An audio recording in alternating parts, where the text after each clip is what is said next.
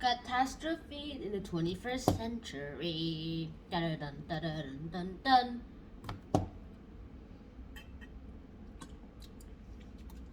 Let's get started. Hi guys, and welcome to a new episode of the channel. And today we will be talking about catastrophes in the 21st century. Let's get started. Now, for the 21st century, there has been so many advancements into it, but for catastrophes, there is one thing that they have all in common. These catastrophes have some, well, unexpected results. They seem to do things that we have never ever experienced. And since Hurricane Katrina, there's one hurricane that has probably been the most vital one in the United States of America since Hurricane Katrina.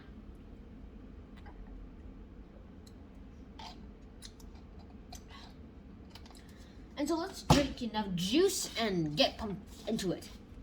Okay. So let's see. Let's go into Houston, one of the best places for a hurricane that occurs every 9 to 13 years. So, a bit of background history here. In Houston, as I just said, a hurricane strikes every 9 to 13 years. And so, everyone in Houston basically prepares for one almost every day.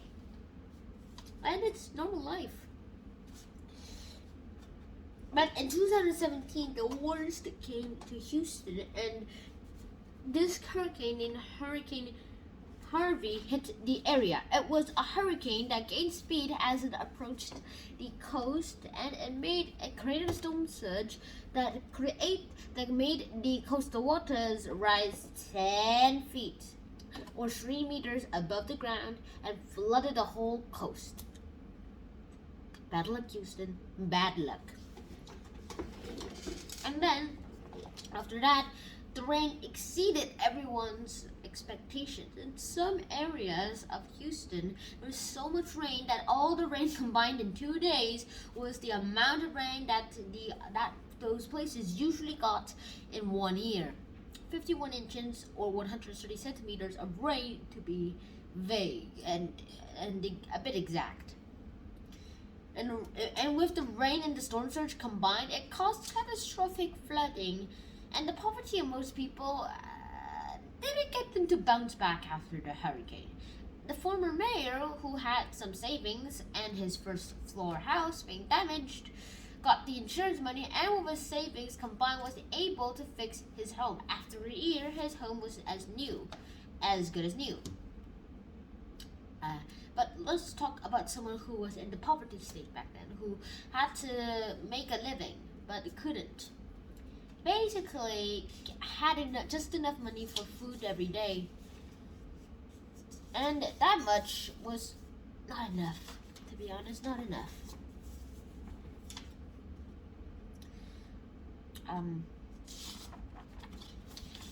After the hurricane that destroyed their homes that they owned, they weren't able to fix it for a lot of reasons. One reason was that because they didn't have much money to begin with. They didn't get insurance. I'm pretty sure they didn't. And they weren't able to fix things like most rich people could. So what does this add up to? And according to this Scale-matic, that sounds really weird. It's as well, and according to a guy named Elena Marks, who I'm pretty sure is a woman, said the farther behind you were before the storm, the less likely you are to bounce back. Basically, if you were like here, before, like how much money you had was around here before the storm, it was really hard for you to bounce back. Woo! But if you were like on the high scale, you're on the bouncier place, and basically you're on the more stretchy place, and then you were able to bounce back with the most velocity because you were far more upward, and the hurricane basically shoots you there and boing. And basically, if you were here, then you go like boing, boing, boing, boing, boing, boing, boing, boing. And that's just a bit of a term. People were able to get their houses fixed eventually, but not until they were a bit in a crucial state. Let's talk about pandemics. Now, currently, for about 2 years, we've had a COVID-19 pandemic, but this book doesn't really talk about the COVID-19. And well, it mainly talks about Ebola. It also talks about when it goes into viruses, Ebola virus that lasted from 2014 to 2016 in West Africa. And that place is, as much as I would know, a bit severe, and it has a very low quality of its own medical care. And I'm not surprised by that, to be honest, because of all that happened, of everything that happened there in Ebola, they didn't get all the treatments that they needed. I mean, sure, they got some things that they needed, but not everything. They were eventually got donated vaccinations and treatments like fluids, but not every vaccine, not any one of the vaccines and treatments were trustable much.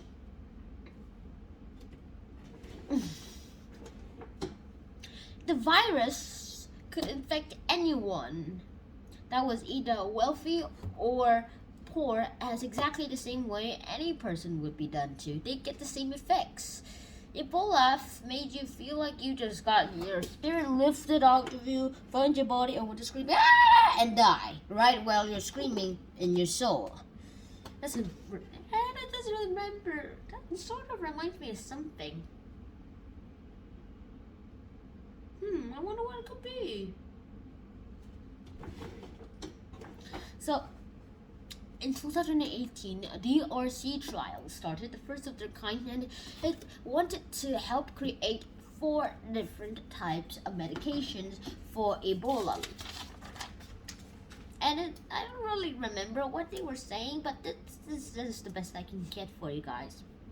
Sorry. Read the book to find out more, because I'm not allowed to say more. And now let's talk about the Great Pacific Garbage Pack. And now the Great Pacific Garbage Pack is an interesting story. There was this high school student called Boyan Slat, who basically did everything he could do something with. He thought his projects weren't really important until he found one that was probably the most important one in his life. He was snorkeling in Greece, and he found a way more trash than he found the war fish. And how did this happen? He decided to fix all of it and started, as I would say,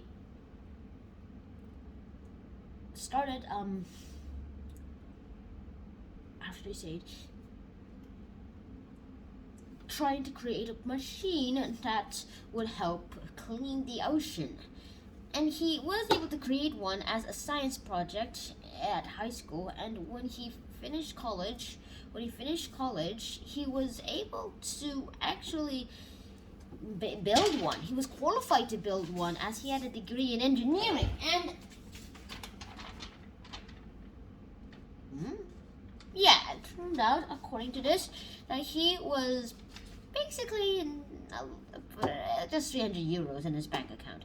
He has to ask companies to sponsor him, and it didn't go well. All the companies that he asked, except one, didn't reply. And the one that did reply, just replied with this: "That is a very terrible idea." That is not the exact one, to be honest. Finally, he got a sponsorship, and then he was able to found a organization called Ocean Cleanup Foundation. And there's a whole YouTube video on that called How Boyan Slat's Ocean Cleanup Was Derailed by a Flawed Design. And find out more on that video, because this YouTube video is pretty much a lamer version. That's all I'm saying. Global warming is another one of the most important topics on our catastrophes list. global warming is basically where we're basically killing the Earth by heating it up, making a fever on the Earth, and we should fight that fever, but how? I sort of feel like Sheldon here. How should we fix all of the global warming? And even if we have these fancy devices, what good are they? I mean, they're not going to solve it. They're just going to help us sort of find a solution. And that's not much. Okay, I made a misread, said it. This is a bit much, but not that good. It's not caused by natural causes like some of the other catastrophes we've been talking about, but it turns out it's caused by human-related activities, and that's a bit surprising to most people who find out about global warming in the first few days of their global warming lessons and how to fix them. There are many ways to fix global warming, and one of the easiest ways you can do is just like renewable energy. Like get a backup generator or get solar panels on your roof for the day and then use the home generator for the night and possibly the day. If you have a stream nearby, get a permit to build a water mill so you can basically use it for your electricity. And if you have some pretty strong breezes around, try to build your own windmill. Might not be much, but at least it's a start. And yeah, do not do this last one unless you are a very, very, very, very trained scientist. And I'm not a very, very trained scientist, so I've never actually done this. Create a generator.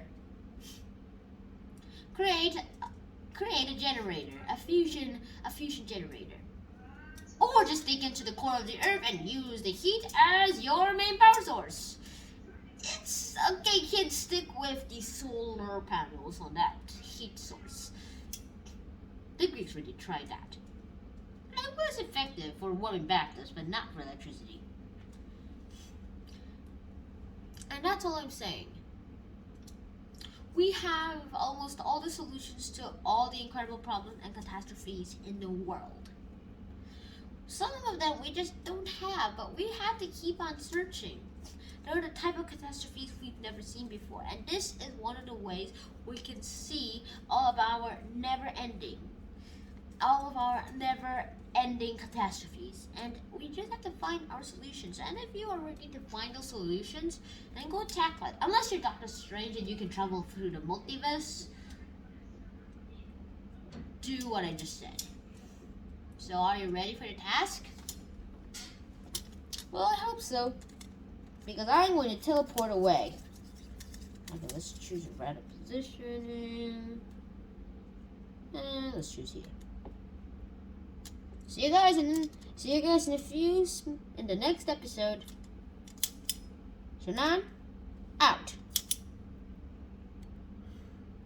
Wait, this isn't where I wanted to go.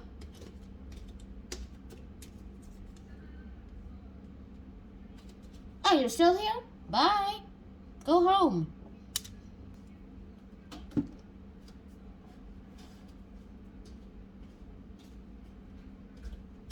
I said go home.